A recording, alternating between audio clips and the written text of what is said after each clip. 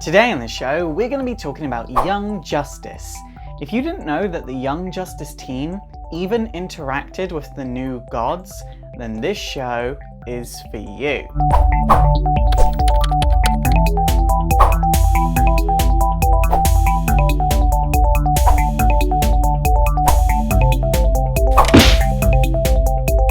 So before we begin, I just want to establish something.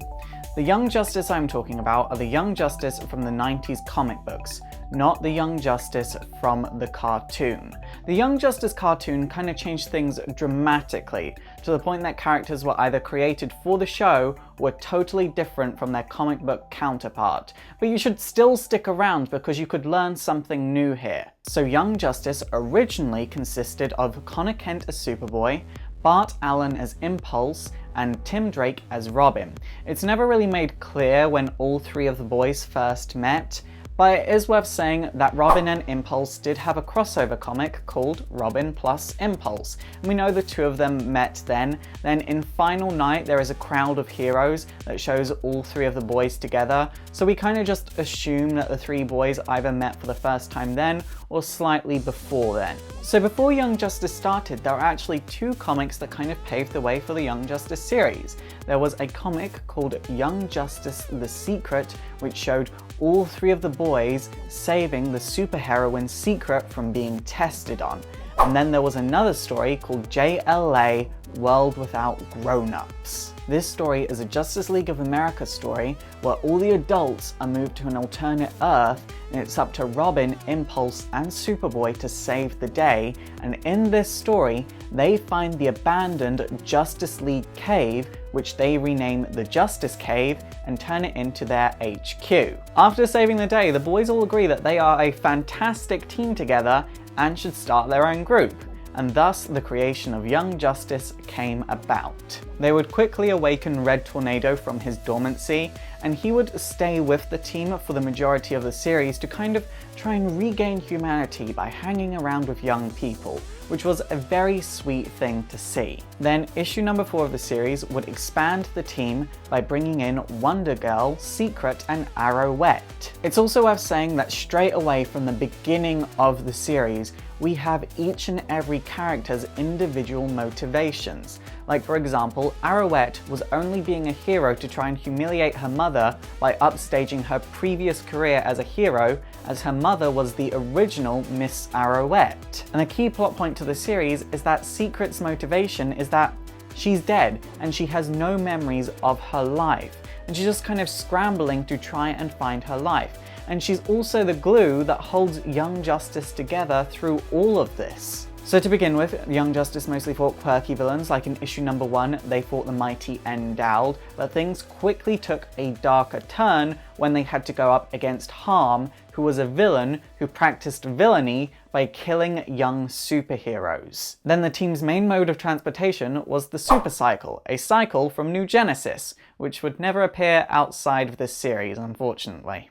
A really good point of character development in this series is actually when Red Tornado faces losing custody of his adoptive daughter.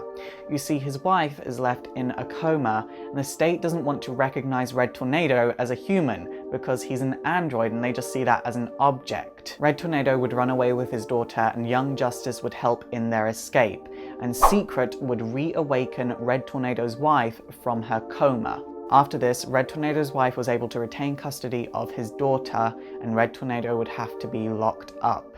And after this, the media would start attacking young heroes. Then after this, Arrowette would almost kill a man that killed her friend at school, thus turning the media against young heroes even more. Although it is worth saying the man that was leading this campaign against young heroes was also against gun control, which is kind of a contradiction in itself, and also oddly relevant to today's media. Then after this, Secret would be recaptured by the DEO and Young Justice had to save her again, but in the process they defaced Mount Rushmore, turning the Justice League against Young Justice. By this point, a campaign against young heroes was being led by a team of ex-Golden Age sidekicks called Old Justice, and they protested in Washington against young heroes. By this point, Arrowette had totally had it with this lifestyle. She never really wanted to be a hero anyway, she just wanted to upstage her mother, so she quit being a hero and just went by Sissy King Jones. However, shortly after this, a young mystic girl known as Empress would begin to aid the team. She wouldn't fully join the team, but she would begin to aid them. But by this point, Young Justice were officially wanted by the government, and they were chased out of their base by a team of heroes called the Point Men, which were controlled by the government. Everything would totally spiral downwards to Young Justice Sins of Youth, where every member of the Justice Society, Justice League, Titans, and Young Justice were either aged to adulthood or regressed to adolescence by Clarion the Witch Boy. This was actually led by Lex Luthor's ex-wife, who wanted to discredit all costumed heroes, so she was going after Young Justice because she saw them as the weakest link in the chain. This event was done to show readers the possible future of the DC universe, but because of this event, a lot of characters had to progress a lot in their personal lives. Like, for example, Superboy's girlfriend died in this event. It's also in this event that Cassie, Wonder Girl, would slowly begin to progress as a hero and begin to play with the idea of dropping a secret identity altogether. After this, Young Justice would decide, you know what, we need a break. We can't keep working together because we're gonna burn ourselves out if these things keep happening. So they took a temporary leave of absence, which made room for a temporary Young Justice to take their place. This team consisted of Flamebird, Batgirl, Captain Marvel Jr., Beast Boy, and Lagoon Boy. It was a really fun single issue, but for the most part it was really irrelevant. The year 2000 would come about and Sissy would be selected to represent the US in archery in the Olympics, so Young Justice would accompany her to Australia to protect her. Young Justice would actually thwart a plan by the criminal nation of Zandia to sabotage the games, and this allowed Sissy to win gold in the Olympics, thus becoming a celebrity and outshining her mother in her own unique way. Then straight away after this, we would have a quick story where Alan Scott's original sidekick, Dolby Dickles, would have to be taken to his home planet of Merg, and this story was really just done to establish the fact that Young Justice could go to space, because there were several one-off stories after this where Young Justice interacted with the inhabitants of New Genesis. But the key point of all of this is that Little Lobo joined the team at this point, and he joined the team because he wanted to experience violence, and there was no other reason than that, really. Then in 2001, an event called Our Worlds at War happened, which is an event where Imperiax would come along and want to destroy the universe. But at the same time, Brainiac 13 would come along and want to take control of the entire universe, which meant everyone had to team up, heroes and villains alike.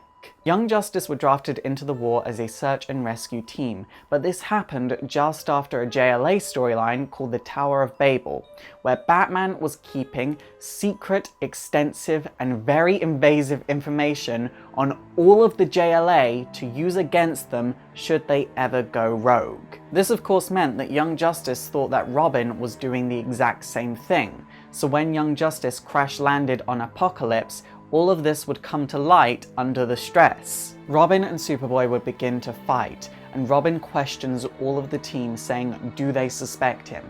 And Wonder Girl, Impulse, and Sissy would all say, well, we kind of are suspicious of you because aren't you Batman's apprentice? Which hurt Robin's feelings deeply, because Robin operates on his own and works with Batman, but Robin is not Batman at the end of the day. This effectively split the team in two, but they agreed to save it for later until they get off Apocalypse. However, it wasn't long before the team was attacked by the Apocalyptian forces, and this resulted in Impulse experiencing his own death. You see, Impulse had the ability to create vibrational clones, which allowed him to split his consciousness into multiple places at once. When he did this, one of these clones was killed, which made him experience his own death. The team is taken in and put under mental torture by Granny Goodness, but Secret is taken to Darkseid because he is interested in her, because she is so young, but she has the same powers as the Spectre.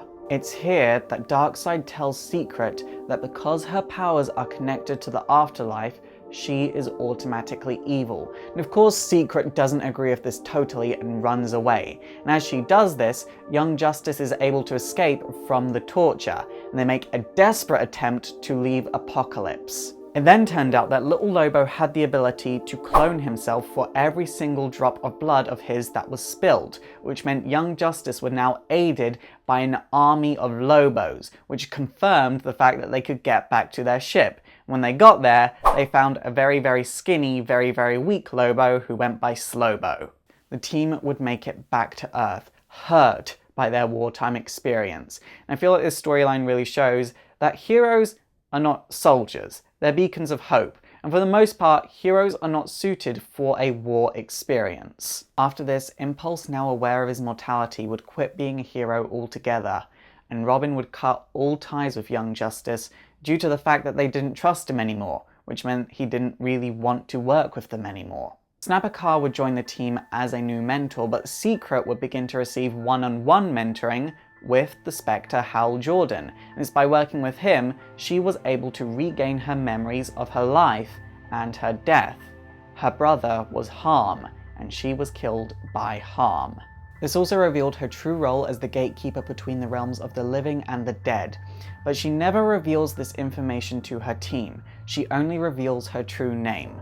She is a girl named Greta Hayes. Young Justice would be totally reunited in the storyline World Without Young Justice. You see, Empress had joined the team as a full-fledged member by this point, but then Beldam came along and twisted the world and kind of made it so Young Justice were parodies of their former selves, which left the day to be saved by Impulse and Robin, because they were no longer members of the team. They were able to do so, and after this event, Young Justice was completely reunited in its full-fledged and most powerful state. Young Justice would be back together, but they needed a new leader. You see, they really didn't want Robin as the leader, not because of the whole Tower of Babel storyline now, but because of the fact that he was able to leave the team so abruptly. So they all agreed that Wonder Girl should be the new leader, because she's progressed the most as a hero. It is worth saying that Robin would continue as the team's chief tactical mind, which ironically is Batman's position in JLA. Then, when Empress's father is killed by the supervillain Alguazin Gaz, who is also her grandfather, on the nation of Zandia, Young Justice would gather a whole army of young heroes from across the DC universe to take on the forces of Zandia. This allows the Empress to confront her grandfather, but he is killed by Bonnie King Jones pretending to be Arrowette. And of course, Bonnie King Jones is Sissy King Jones's mother. Then at the very end of this storyline, it's revealed that Empress's parents were reincarnated as infants in Sin Gaz's lab, and so Empress begins to take care of them so they can have a second attempt at life. Then right at the end of the series, Young Justice would agree to be the stars of a new reality TV show, but Secret also finds out that her father is about to be put on death row for the murder of her brother, because he murdered her brother out of vengeance for murdering her. She begs her teammates for help in freeing her father, but they all refuse other than Little Lobo. So the two of them go and free her father, and when she comes back, obviously her team tells her off, so she attacks her team and goes off to work with Darkseid, thus putting her totally in control of her link to the Abyss. During this period, Young Justice begin to advance in their personal lives, like Sissy finally makes up with her mother, and Wonder Girl and Superboy finally get together as a couple. The Superboy-Wonder Girl relationship is one of the most famous relationships in DC Comics. Those two are made to be together, and they cannot be with anyone else because it's just wrong, slightly. Secret then turns up, attacking and consuming all of her old friends, condemning them for not looking after her. And Tim turns up and says, "You know what, we did fail you, Secret, and I'm sorry, but I still want to be friends with you. Please forgive all of us." And Secret breaks down crying, releasing all of her friends. Darkseid would then turn up, and Slowbo would attack him and be seemingly destroyed, and then he would use his Omega effect on Secret and turn her into a normal girl, which is weirdly all she had ever wanted since Young Justice the Secret. Then in the final page of Young Justice, it's revealed that Slowbo was never killed. He's now just trapped in a statue in Young Justice of the 853rd Century's base. The next time we would see the team is in Titan's Young Justice Graduation Day, where the team are offered a business dealing by a company, and they would obviously refuse this because they are not a business, they are a superhero team, they're not in it for the money. But the team would be quickly attacked by an android from the future, putting Empress, Argent, Cyborg, and Jesse Quick in hospital. The android would then activate a rogue Superman android, which would kill Omen and Donna Troy. Wonder Girl would begin to see Young Justice as a useless unit, no good as a team. So she officially dissolved them, and all the members stopped talking to each other. Starfire, Cyborg, and Beast Boy would realize that these kids are exactly that, just kids. They don't know how to deal with grief.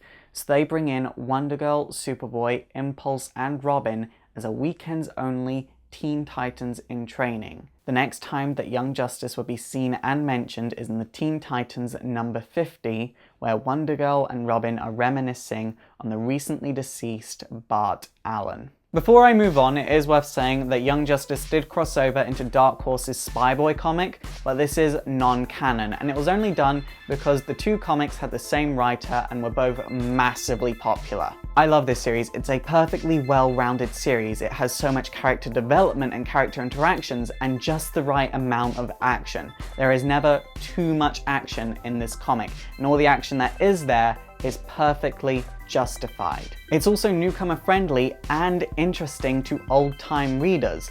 Like, you've got concepts in there like the Fourth World, Apocalypse, New Genesis, but it keeps it interesting for new-time readers that really just don't know the history behind those concepts. This series though was lightning in a bottle. We will not see another series like this of this quality in our lifetimes. So I've put links to mycomicshop.com down below to where you can get this series for yourself because it is fantastic. It's super effective! Okay guys, that is it for today. Leave a comment down below if you think I missed anything majorly important about Young Justice, and also don't forget to thumbs up and subscribe if you want to see more history videos, and also don't forget to like me on Facebook, follow me on Twitter, support the show by checking out my Patreon so I can make bigger and better and more history videos, and also don't forget to subscribe to my gaming channel. My name is Faust, this has been Exploring Comics, and it is super effective.